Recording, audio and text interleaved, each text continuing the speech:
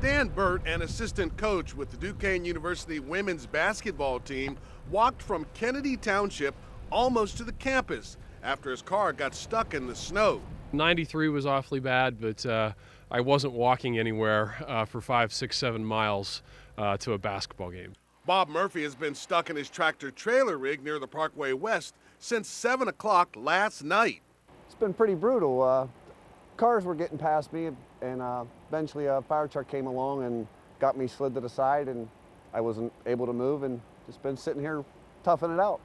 Another trucker was stranded on Carson Street, waiting for I-279 to reopen so he could drive to Ohio. That's all I got to do. Wait until the roads are open. And time is money. This ramp on the Parkway East had several abandoned vehicles, including a Port Authority bus. Icy roads left one driver stranded on the highway after his car crashed into the barrier. I seen some slush and I tried to slow down. My car started to get away from me. I started to fishtail. I tried to get it back in, but by the time I did, I hit the barrier over here. Eventually, the roads cleared up enough to allow people to be on their way. There's no doubt the storm of 2010 is one that many people will never forget. Bob Allen, KDKA-TV News. Many people waking up in Westmoreland County were literally snowed into their homes. Those who were able to get out faced treacherous conditions. Terrible. Absolutely outrageous. They did a good job as far as scraping most of the stuff off, but as you can see, there's about 1 inch ice, sometimes 2 inches ice, and there's no asphalt to be seen. Most secondary roads were impassable, and if you could reach the main roads, they too were a slow go. From Connellsville to here, I usually make in about 35 minutes. It was a nice 50-hour drive, so stay slow, stay low, and stay out of the ditch. We found one woman walking along Route 30 early this morning. She says the roads were too bad to drive, so she opted for a 2.5-mile walk on the highway. I need to feed the horses. They need to eat the same way everybody else. So it's the only way I can get there. Westmoreland County public safety officials declared a disaster emergency at 8 o'clock this morning.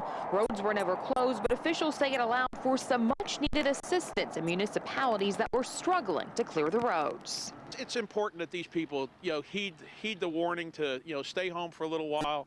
I'm not going to say that the roads are shut down. The roads aren't shut down. That's not what we're looking at. We're just, use caution, use common sense. If you don't have to go out, stay home. And Allegheny Power reported scattered outages all over the county early this morning. That prompted public safety officials to set up warming stations at various municipal buildings and fire departments. In Westmoreland County, I'm Trina Orlando, KDKA-TV News. Over 21 inches of snow can really bring a city to a halt. The weather has everybody at a standstill. No heat, no TV, no Super Bowl game,